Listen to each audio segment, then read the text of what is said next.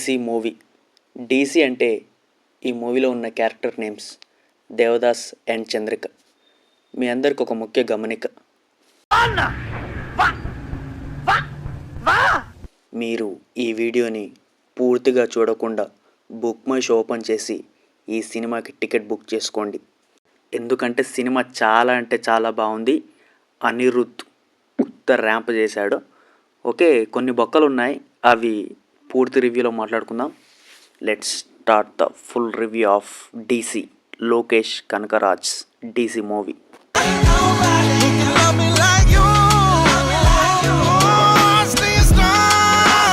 ఈ సినిమా రివ్యూ గురించి చెప్పాలంటే ముందుగా మనం మన బక్కోడు అనిరుద్ధ్ గురించి చెప్పాలి. సినిమాను లేపి అవతలి ఇసిరి కొట్టిండు. ఎలా అయితే పెద్ద మూవీలో రామ్ చరణ్ అన్న ఇసిరి పడతాడో అలా.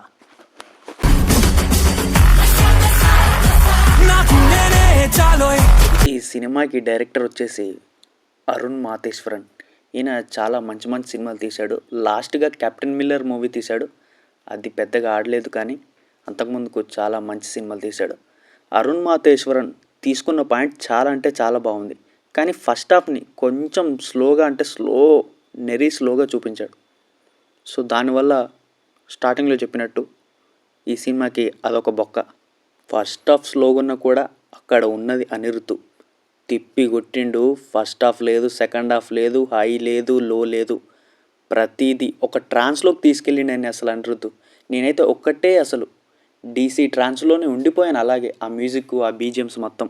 ఇంకా ఇప్పుడు మన హీరో గురించి మాట్లాడాలంటే డైరెక్టర్ కమ్ హీరో కమ్, ఇంకా ఫ్యూచర్లో ఎన్ని కమ్ములు ఉంటాయో మనకు తెలీదు.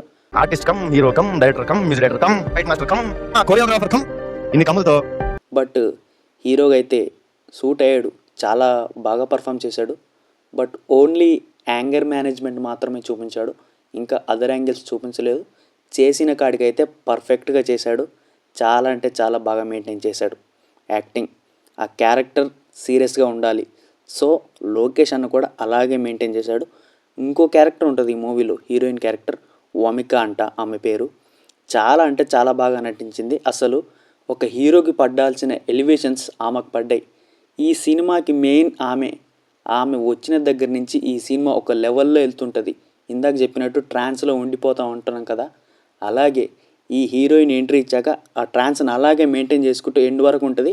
అండ్ ఎండింగ్లో ఒక ఎమోషన్ ఉంటుందండి, అబ్బబ్బబ్బబ్బా, లిటరల్లీ చాలా రోజుల తర్వాత థియేటర్కి వెళ్ళి ఒక సినిమాకి నేను కనెక్ట్ అయిన సినిమా ఆ ఎమోషన్ సీన్.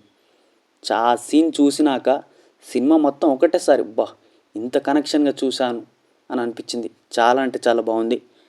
ఆ ఎమోషన్ సీన్ ఏంటో మూవీ చూస్తే మీకే తెలుస్తుంది. బీజిఎం అదిరింది, పర్ఫార్మెన్స్ అదిరిపోయినాయి, సినిమాటోగ్రఫీ బాగుంది, అండ్ ప్రొడక్షన్ వాల్యూస్ కూడా చాలా బాగున్నాయి. బేసికలీ అరుణ్ మాతేశ్వరన్ సినిమాలే ఇలా ఉంటాయి, ప్రొడక్షన్ వాల్యూస్ కొంచెం లోగా ఉన్నట్టు. సో ఆయన సినిమాలు చూస్తే మీకు అర్థమవుతుంది.